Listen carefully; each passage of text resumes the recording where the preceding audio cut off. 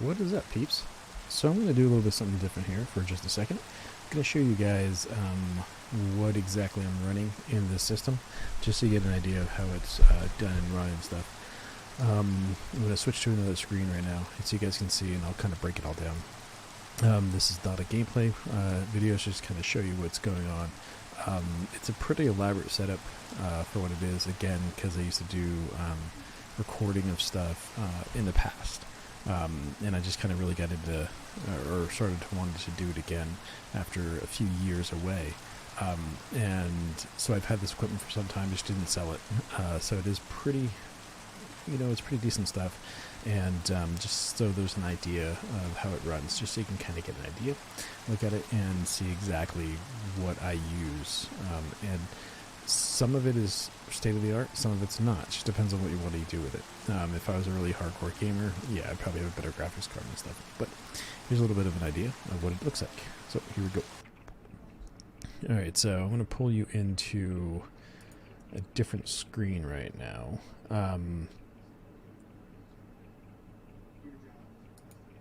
Alright, here we go. So this is going to be... I use 3 screens going onto this thing just so that I see what's going on. Middle screen is basically a 4K monitor. That is where I run my games and stuff on. The number 3 screen is my standard 1080p. And on there is where I run just the monitoring software and just items that I can look at to watch how, volumes are going and stuff like that. So I'll show a lot of the stuff that's on here. Screen number 1 is where I run OBS and just other applications I might have going on, so you can actually see what's going on there and stuff. So that's basically the rundown of what it looks like, just to see my monitors itself. They're all 27 inches, I think. Yeah, they're 27s or 30s. It's just because they show different sizes, because they are a 2K is number 1, 4K is number 2, and 3 is a normal 1080p. And so we're running with a Dell Art monitor is number 1. I think when I got it, it was like $1,200, so it's quite some time. Number 2 is an Asus 4K. Again, this was like an $800 monitor at the time I got it. And number 3 is just the standard LG 1080p monitoring monitor, which I think you can get these things for somewhere like around $120, I think it is. Just because the refresh rate's a little bit higher. I think it's like $120 to $140, just depends. So this is kind of the monitor setup you got going on now. My first pad that I use is going to be my Logitech Gaming G13. This is kind of mod setup for multifunction use. So I have different games that are set up on here in different levels. So with the way the G13 works is that you can program every single key, kind of like a Tutorials, which is what I use for playing the actual games. I used to use the G13 for playing the games, but since they jumped up in value like crazy, I think I have 2 of them. This is my other one. Again, these are old, but they're going for like $400+. So just kind of just stop playing it. It just kind of sits here, and I use it for button, use or whatnot.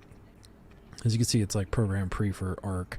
Again, these are program slots that are on here a long time ago. So it has ARC. Default is just for different games you can actually set it up and use it for. A lot of default settings for different types of games and stuff like that. Minecraft, there's different layouts for the Minecraft setup that I used to do. Star Citizen, so I have been a member of Star Citizen for quite some time. I'm on the Emperor's level or whatnot, Admiral's level, but I just haven't played it in over 2 years or more, so it's been quite some time. So I might sell the account. I'm not quite sure. It's worth a lot of money, the account itself. But the way Star Citizen is set up is that you have flight, and then you also have ground. But I also have a Warthog HOTAS system that runs Star Citizen for flight. So this is like the backup flight buttons and stuff like that. Elder Scrolls. So Elder Scrolls are set up for the different types of Elder Scrolls games. Just depends on what you're using. I think one of them used to be like a magician type setup, and the other one was like a tank warrior type setup. So it just depends. Also works pretty well with Elder Scrolls Online since I've been with that forever. And then the ubiquity WoW. So I've been a member of WoW since it came out. So we're talking 10 plus years. Just don't really play it that much anymore. I do have some WoW characters on there, which I might show at one point, that are were banned multiple times and brought back because, hey, what do you know? So that's basically the G13. I got 2 of these things. I don't know if I'll ever sell them, just because they're so hard to get, and I had them for 2 different computers. So yeah, but I don't really use it that much, except for, again, the button placement and how you end up playing with things. What I've got in use right now is the Titaurus. I just got this thing, I want to say a few months ago, when I decided I was going to start to play again. So this is actually pretty decent. Unlike the G13, there's no screen to monitorize what you're doing. So that's it. So as you can see, it's got Arc and Minecraft in here right now. I think you can do 6 presetting pieces in there. I haven't really, again, just started playing again. But again, with the way that it's set up, you lay out what you want to do, how you want to do the setup, what you want to do with it. Again, I've only got Arc and Minecraft inside here, so that's basically it. And then when you have this shifting, it pulls up a keypad here where you go and you go through everything and set it up. So that is the Titaurus. I like it. It works pretty well. I got no issues with it. It works pretty good. It's the Titaurus Pro. So this is all RGB lighting, and right now it's got like different chroma effects and stuff that it follows. So it works pretty well. It's my first Razer product. Mainly I always did Logitech or Corsair. That's just the 2 I mainly used, but no one had any really good gaming keypads that I liked, but I figured I'd give this one a try. Ended up liking it, so I just kept it. I do run MSI Afterburner. It's not overclocked right now. As you can see, I still have a ceiling to go through, volts and temps. I used to overclock my stuff really hardcore, and I just don't anymore. I might get back into it, but again, I'm not really heavily playing games anymore, so not really there. But if I wanted to, I do use the MSI Afterburner. Been using it for quite some time. It's the best ease of use overclocking, unless you want to go into the actual BIOS setup and stuff, which I can do that. I just choose not to, at least right now. But right now it's just locked out, so it's just going, just the normal stuff. It just kind of ramps itself and follows itself when it wants to go up. Again, nothing's really special. Running at 1455 megahertz. Running at 40C. When it cranks up, you can get this thing kicking right around 74, I think it is, for what it is. So that's that bad boy. GeForce Experience running down. So Baldur's Gate. So these are games that I bought that when I decided I was going to start to play again, so I might get into them. So Baldur's Gate, Cyberpunk. I do have a very long list of games that I have had or own. It's just that, again, getting back into it, it's like whatever. The keypad, or the keyboard that I use, is the K70 RGB Mark II. Again, it's a keyboard that you just set up and you design it out any way you want to. These are the colors that I got going. It's the same kind of layout colors that I had on my other Corsair keyboards. I've got 5 keyboards that are pretty decent. So yeah, I have some for my daughter that I gave her, but I've got basically K90s. I didn't get K90, I think. I didn't get the K95 just because I was like, all right, I'm not sure if I'm going to play really hardcore, so I didn't want to spend $250 on a keyboard again. So I just got this guy. Again, it's not cheap, but hey, it worked out pretty well. So here is the system that you guys can see. Oh, sorry. I also dabble in coins. You guys ever want to know this stuff one time, just give me a question. I'll start answering anything you want to know. I do stop sell orders, anything you want to do with coinage. I use Binance, Coinbase, all those ones. So yeah, they're good to go. So here you can see running a AMD Ryzen 7. It is the Ryzen 7 3700X. I've had this CPU for a few years now. I think going on, I got it the day it came out. Not really overclocked that much. It runs about 4.2, 4.3. That's about what it kind of will cycle through. Not really crazy. I used to run on my X99 set that this replaced because I burnt out the CPU. I heavily overclocked. I had a K series 6850X, and yeah, I've had Designaire motherboards, which if anyone knows what that is, you're talking, it's $700 for the motherboard alone. And I've also had carbon-based Pro boards that I did overclocking with and stuff like that. That we used to have the thing cranked up. But so I'm running, Ryzen 7 3700X. I got this after I burnt out my 6800X or 6850X, and I got this, and I've never been, less pleased with it at all. Right now, we're running at 32C for the system, 56 for the chipset, which is kind of, in the normals, 45, the CPU's at 58. This is running liquid cooler, so, hey. M.2 is running at 33C, PCIe 1, 37, so you can see it's not really that hot CPU fan, so it's only showing 2 of the fans. The reason being is that I have a fan controller that is running the other 1, 2, 3, 4, 5, 6, 7 or 8 fans that are inside here. It's a very massive case. It's the Fantex Etho Primo aluminum. They don't make them anymore. You can't get this thing. It's ridiculously huge, very expensive. The system that's in there is very large. So you can see right here, 3700X utilization. These are the CPU cores that are, the multi-thread set. So, 16 cores total, or 16 multi-threaded cores, 8 cores total. Running at the normal, speed. Again, nothing's really cranked up. I am running 64 gig of Corsair Dominator Platinum. And it's cast latency 15. So it's fast. It's very expensive. I wouldn't advise anyone on buying it if you can even find it anymore, just because of what it is and stuff. But it's running pretty cool. You can get 64 gigs for 1/4 the price that this stuff costs. That run just as well. So you can see this is my hard drive section. I'm running 1, 2, 3, 4, 5, 6, 7, 8 hard drives. This is just 8 that I have plugged in. There is actually a 9th one that's inside here.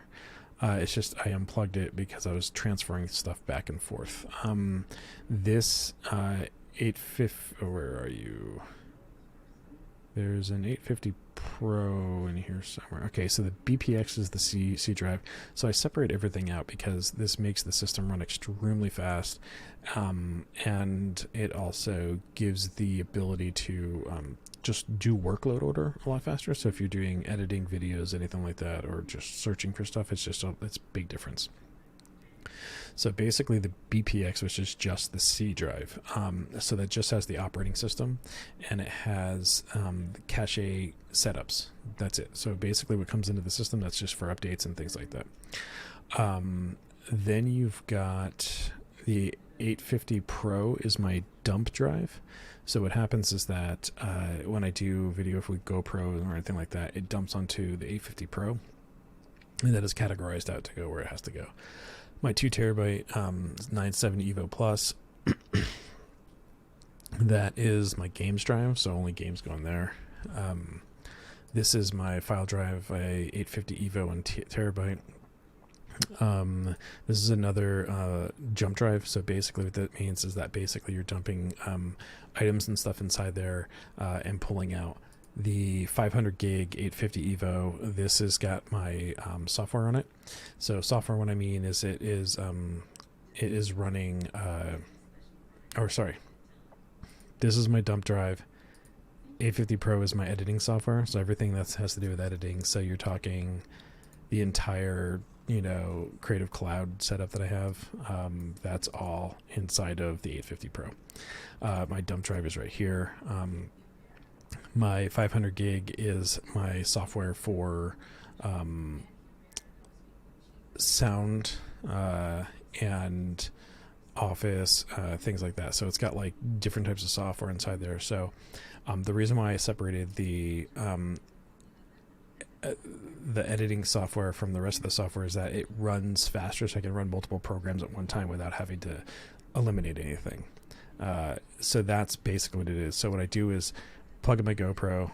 Actually, I removed the chips from my GoPro. I have a docking station for the cards, and then I'll dump inside the 250 gig Evo. So whatever I videoed, so it could be when I'm doing the trail rides, when I'm doing bike rides, anything like that, that goes onto the other channel. I'll throw them up inside here, or when I'm doing the recordings here, they dump into here. I then process them with my 850 Pro, so they're kind of like leaping into this guy. They're being processed, and then they're being uploaded to the internet. These two guys right here, good luck trying to find them. I've got actually 3 of them. These here are Velociraptors. So these are my backups. I've got 3 Velociraptors inside here. Again, I unplugged one of them because I was doing some kind of transfer with it. I forget what I was doing. So one of them is unplugged right now. And so I'm doing away with these. I'm getting another 2 terabyte drive. And then I'll, have that as my backup, because right now 10K drives, they're cool to have, expensive once they came out, but in reality, with the way that solid states work, you don't need it. And the reason why I went with a BPX for C drive is because you really don't need to have the crazy speed guys for that. That is just basically going to be your operation system, so nothing big there.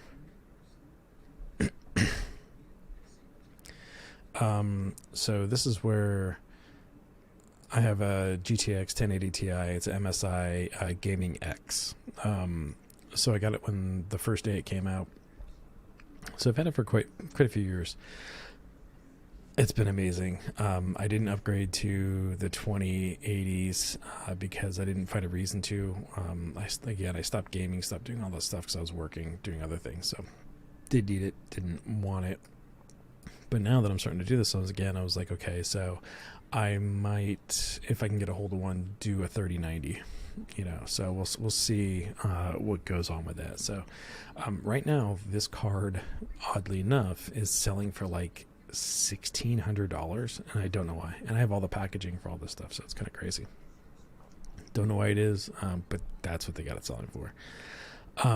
When you look at the computer setup itself, I'll pull it over so you can see the entire list. It's pretty insane, but that's the PC in a nutshell. It works really well for what I'm doing. I use for my audio system is a Focusrite, and it's a Clarett 4 Pre. So Clarett 4 Pre is a audio system that your microphone's going to go inside of, and with that, that's how you're going to capture whatever you have going through, whatever lines you got. 4 Pre, it's got 4 analog lines in, 4 digital lines in, so that's why you see all these things going here. I'm using one. That's where my microphone's going inside of, which is a Shure 7N7B, Shure SM7B. Again, had this microphone for a while. Do I recommend it for anyone starting out? No. All this stuff is just way too expensive for someone that's starting out. Unless you have the money to buy it, don't buy it. Flat out. running this thing. You have a cloud of fire that your microphone plugs into, and then that's what gives the enough power and juice to go into the microphone, unless you're running DBX 286S or something like that. I've got different stuff that runs these things, so it's just a little bit different kind of setup than what most people have. So that is the audio processor that I've got taken in the microphone, which is the Focusrite. They're like around $700 something. I again don't recommend getting it. Go get something else. You can find a lot of things out there that's a lot less that will do you pretty well. They won't have the same kind of controls, but at least you'll be able to use it pretty well. There's Curse Forge. You can see some of the Minecraft games I got going on. I use a voice meter potato for the sound. I do have it set up to where you have your games in one, your browsers for one section, another set of browsers, overflow audio, so that's if you have something coming in that you want to have another separation to. These are my digitals, so basically, I'm looking at if I have here OBS going, or any one of the other tap-ins, you can put them inside here.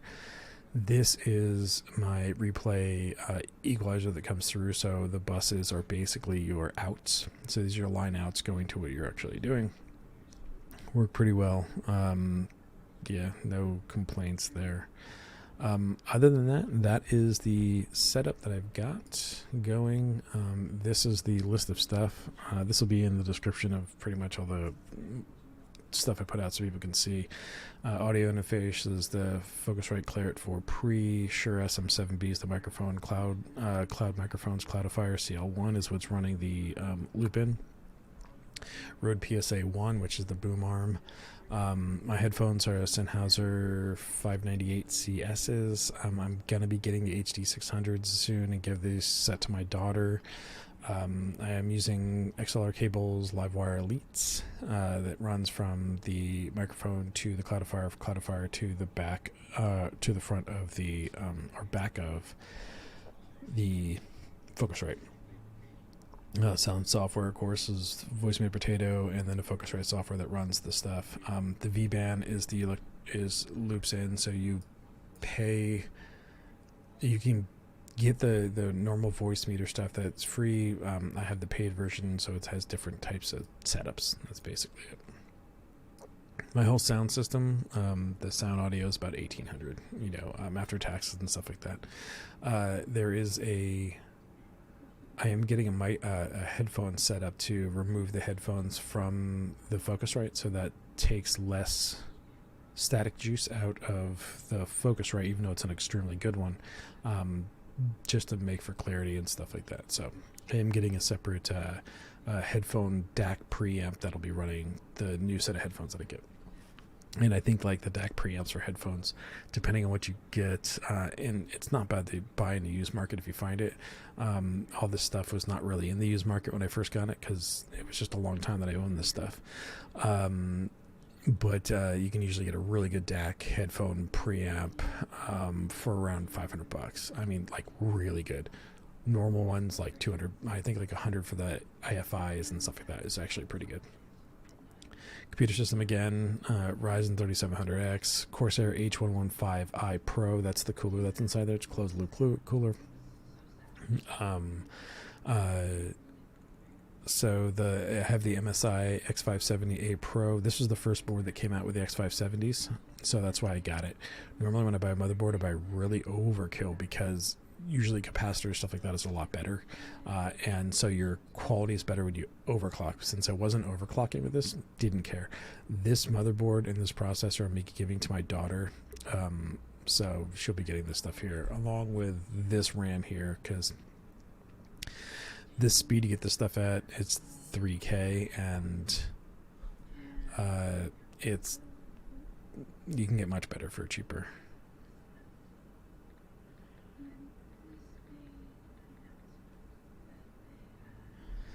All right, hard drives, Samsung's, Western Digital's, stuff like that.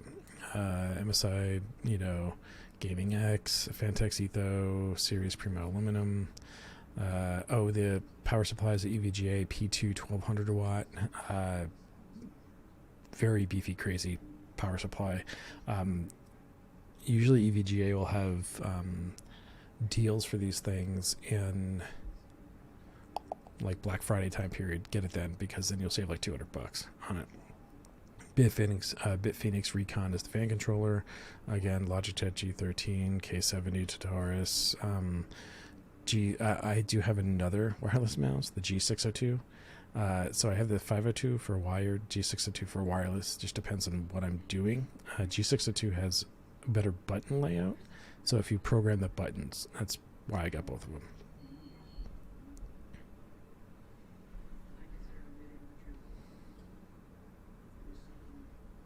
And basically there's I couldn't get prices on some of the stuff because that's just older.